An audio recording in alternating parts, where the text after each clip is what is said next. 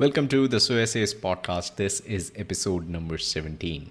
And imagine this, you are enjoying coffee on a rainy Sunday afternoon, video chatting with a friend. 5 minutes later, out of the blue, you get disconnected from the internet. Now, that is something you really didn't expect, especially when you and your friend were on Zoom after a long time. At first, you try to restart the modem or check the connection, and when the internet still doesn't work, you do the most obvious. You dial up the good old customer care service. 1 minute into the call, and you're still either making a choice from the menu or re entering your customer ID or some other information that the IVR is asking you for. How you wish you could just call up the number and a human received it.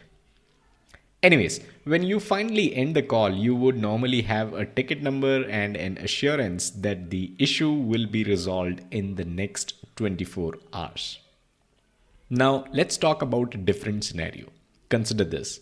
When your internet didn't work, you simply logged on Twitter, using your smartphone, of course, and sent out a tweet mentioning how unhappy you are with your service provider.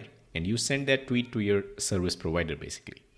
10 minutes later, or perhaps even earlier, you get a reply from the service provider asking you to direct message your phone number or maybe your customer ID. You also realize that the service provider might have started following you on Twitter, which is also sometimes coupled with a direct message that says, or a tweet that says, "Hi, can we follow you on Twitter?" Once you send a direct message, it normally takes 10 more minutes or 15 or 30 minutes if you're not in luck, but you actually receive a call from your service provider and it's a human that you are already talking to. Which of these two ways do you think was easier for you to connect with your service provider? By the way, the issue may still require 24 hours to be resolved, but this gives us an idea of the importance the companies are paying to social media and more specifically to Twitter. Companies have hired teams to handle their Twitter presence, which proves how social media has become one of the most important customer support channels as well. I believe one of the reasons why companies are taking social media so seriously is its in nature of influencing other users. Let's say a TV actor, a television actor, or anyone who has a verified blue tick account on Twitter, right? Let's say, for instance, they post a tweet against a broadband service provider or the internet service provider. This tweet is going to impact the brand image of the company. Some news websites might pick it up and they might run a news item saying how so and so TV actor or so and so famous celebrity is not happy with this broadband service provider. That's a dent on the brand image for sure.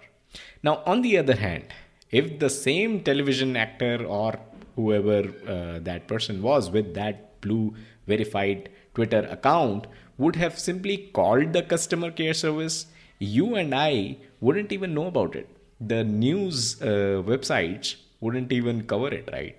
Now, I use Twitter very often to get in touch with brands, and I just checked my messages. More than last 10 of my Twitter messages were actually to some of the brands. And here are some examples. On top of the list is Indigo. I wanted some clarification about flying with my infant twins. So instead of calling them up, I just hit them on Twitter and they actually responded. And they were very, very helpful throughout the entire process. Not just on Twitter, but on the airports as well. Their staff actually knew that I am the person who is traveling with infant twins. And they were there to help us with our luggage and all that. So that was the last tweet that I did the last tweet that shows up in my message actually. Ola Support. So the usual driver asks you to pay in cash while you have selected online payment on the app. And that's the complaint that I sent out to Ola, and they responded, of course. Rento Mojo. I had actually rented a treadmill, and this was about returning it. I had some questions and I was calling their number. It was never connecting. And then I shot out a tweet and they came back to me. Now, I could have called Indigo, I could have called Ola as well, but just look at how convenient it is if you're using Twitter instead of calling people up. Number 4 on the list was Zomato. So I wanted to know if we can tip a rider after the delivery is done, because there was someone who came in and it was raining heavily, and I wanted to basically give them a tip, and I didn't see an option after the delivery was actually done, and I had accepted the delivery. Next on the list is Hdfc Bank. And if you too are fed up of all the phone calls that you receive from the sales department asking you if you need a loan, if you need the overdraft facility, or if you need a new credit card, I too was. And I wanted to know what it takes for them to stop calling my number for all these jazzy stuff, right? All these products that they have to sell. So that's when instead of calling them, I shot out a tweet, and I got to know that the calls that we receive, they might not actually be from HDFC. They are from some third party call center service providers. They basically in turn work with HDFC if a sale actually happens. So the next time when you receive a call and they say we are calling from HDFC Bank, do you need a loan? They're not necessarily calling from HDFC Bank. They are calling from some external service provider. If you say yes, that's when they will, make your contact with the HDFC Bank personnel. That's how it works. Now, Airtel Cares is number 6 on my messages, and there were some issues with my SIM. It stopped working, so I sent them a tweet, and guess what? I didn't have to go anywhere. They sent me a SIM to my home. Air Asia, again, I had something to do with the flight, and that was when I contacted Air Asia. Axis Bank, same thing as HDFC, only the response that I got from Axis was a little less explicit in terms of explaining how it is not the Axis Bank people that call you for selling you loan and credit cards. They were a bit less explicit, but I had already understood the story by then.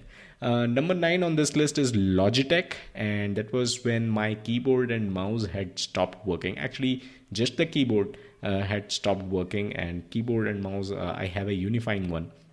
So I contacted them to claim warranty, and once again, this was also where Logitech people actually basically sent me a new one and returned the original that I had. Number 10 on this list is actually Big Basket. So this was with my wife's Big Basket account, where she was having difficulties logging in, and she also had some questions on the previous orders, and it was a total mess trying to explain them through their call center. So I just sent out a tweet. They called back in return, and they already knew what the problem was because I had mentioned that in the tweet. So that was also a good experience, I must say. So those are just the first 10, and I can go on and on. I'm pretty sure if I scroll down on my Twitter messages, I'll find more brands and more stories on why I contacted them. The fact of the matter is, it is very, very convenient. It is super easy and actually a time saver to contact companies on Twitter instead of calling them up, entering information, giving your name out, giving your phone number out, giving your customer ID out, pressing all of them, and then they repeat that this is what you have entered. It is such a mess. Use Twitter instead. And I definitely urge you to get a Twitter account if you don't have one yet. Not to tweet or anything, but just for the purpose of reaching out to the companies, brand, service providers whenever needed. Because trust me, it is very, very easy and it is a lifesaver. That's all in this podcast. I'll catch you in the next one.